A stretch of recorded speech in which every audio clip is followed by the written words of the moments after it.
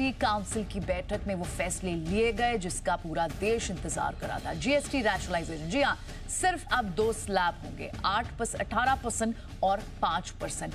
कई सारी चीजों में रेट कट हुए हैं, जीएसटी स्लैब कट हुए हैं 28 से 18 और 18 से 5%। कौन कौन से हैं वो सेक्टर्स, सारा तमाम अपडेट आपके लिए लेकर आएंगे इस पूरे शो में। पावर ब्रेकफास्ट में बहुत बहुत स्वागत है आप सभी का। मैं हूं प्रियंका उपलानंद। चलिए, इस बड़ी ब्रेकिंग पर आज हमारे साथ सबसे पहले शो की शुरुआत में ही आज जी बिजनेस के मैनेजिंग एडिटर अनिल सिंघवी से बात करते हैं। खबर ही इतनी बड़ी है। Anil ji, good morning. सरकार ने जो फेस्टिव सीजन के ठीक पहले ये जो रिफॉर्म किए हैं, आप इसे किस तरह से देख रहे हैं?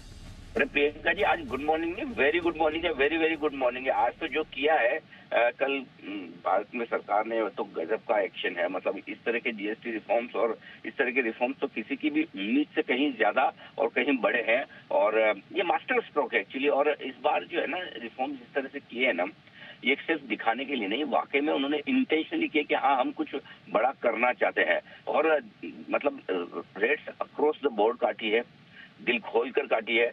जिस जिस इंडस्ट्री को उम्मीद थी, जिस इंडस्ट्री की डिमांड कई सालों से थी, उनको वो सब कुछ दिया है जो वो चाहते थे। और मतलब ऐसे देने में कहीं कोई कंजूसी नहीं रखी कि नहीं बस दिखा दे कि हम काट रहे हैं और मतलब थोड़ा सा करके छोड़ दे।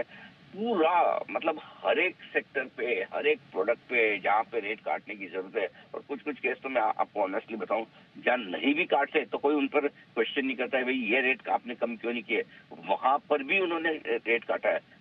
इंटेंशन बहुत साफ है, एकदम फोकस क्लियर है कि कुछ भी हो जाओ, ये पूरे इंटरनेशनल माहौल में जो टैरिफ की वजह से ये जो समस्याएं चल रही है, हमारी ग्रोथ पर असर नहीं आना चाहिए। क्योंकि लोग अंदाज लगा रहे हैं कि शायद 40-50 बेसिस पॉइंट से 70 बेसिस पॉइंट आपकी जीडीपी ग्रोथ का असर पड़ सकता है अमेरिका की वजह से।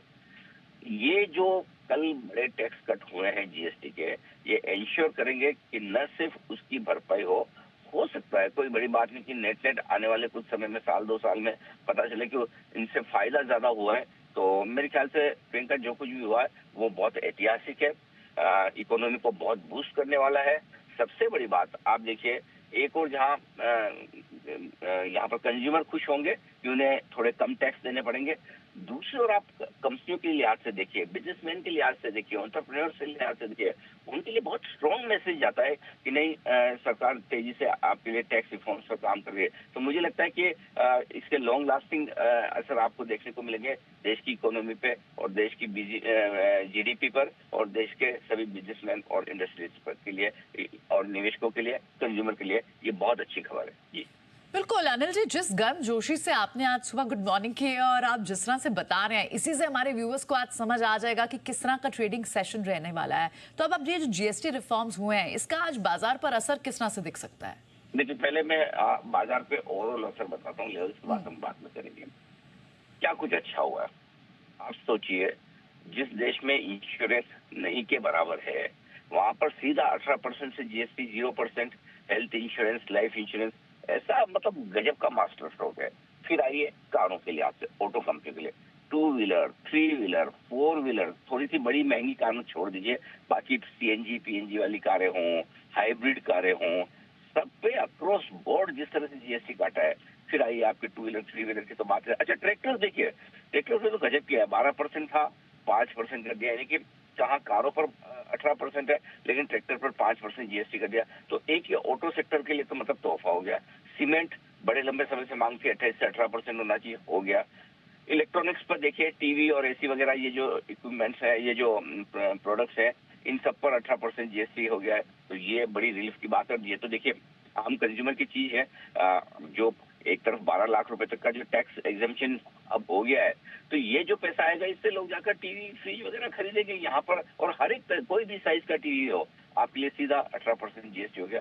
एफएमसीजी में तो ऐसा सोचो कि मतलब वित्त मंत्री जी ने मतलब दिल खोलकर जीएसटी काटे हैं। खाने पीने की चीजों में तो सब 5% पर आ गए, गजब का एक्शन वहां पर हुआ है। इसके अलावा आप देखिए, रोजमर्रा की चीजें, साबुन, तेल, शैम्पू वगैरह, ये 5% में आ गए, ये बहुत बड़ी चीज है। दवाओं पर देखिए, दवाओं पर जो जीएसटी काटा है, लोग ज्यादा बात नहीं कर रहे, 12 से 5% हो गया। और लाइफ सेविंग ड्रग्स तो 0% जीएसटी पे। सो कुल मिला के ये कि लगभग हर एक सेक्टर, ये सारे सेक्टर्स आपके लिए बड़े एक्शन। अच्छा, सिन गुड्स वाले जो कुछ सेक्टर्स है उन पर जीएसटी रखा है, लेकिन वहां पर भी डिसिप्लिन लाने की कोशिश होती दिख रही है। सेस लगाया गया है, लेकिन सेस को काफी रैशनलाइज किया जा रहा है कि जरूरत से ज्यादा और अनाप शनाप और लंबे समय तक हम सेस नहीं लेंगे। तो मेरा ये समझना है काफी कुछ इंटरेस्टिंग चीजें हुई है जो अलग अलग सेक्टर्स और कंपनियों पर अपना असर डालेगी। जी ऑल राइट, बिल्कुल। तो अनिल जी, अब आप ये बताएं इसके बाद कि अब लेवल्स कौन से हैं जिन पर आज ध्यान रखना है? देखिए, एक अच्छी चीज तो ये कि हमने जो पिछले हफ्ते और साथ ही 8 अगस्त के आसपास लोज बनाए, वो कम से कम उनके टूटने का खतरा खत्म हो गया।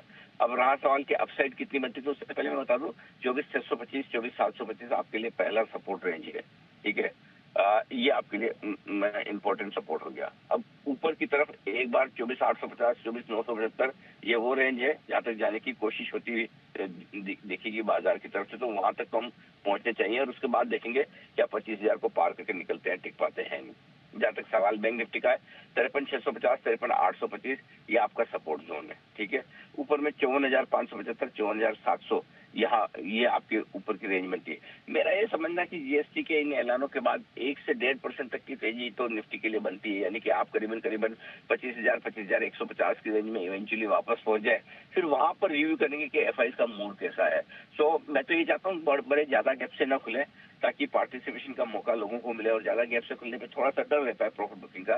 लेकिन ओवरऑल देखिए, मैं फिर कहूंगा जब चीजें बड़ी हो तो उसको सिर्फ एक दिन के रिएक्शन पे बाजार को देखना ये गलत हो जाएगा। आपको तो ये देखना है इन्वेस्टर के तौर पर कि बाजार में कितना बड़ा बदलाव हुआ है और उसका फायदा आज नहीं, आने वाले लंबे समय में कितना आपको मिलेगा, उस लिहाज से आपको अपनी स्ट्रेटजी बनानी चाहिए। जी बिल्कुल अनिल जी, इस बड़े दिन पर इतने इलैबोरेटिवली व्यूअर्स को समझाने के लिए बहुत बहुत शुक्रिया, आज के संकेत और आज के बड़े लेवल्स बताने के लिए। चलिए, तो ये तो आज की बड़ी खबर।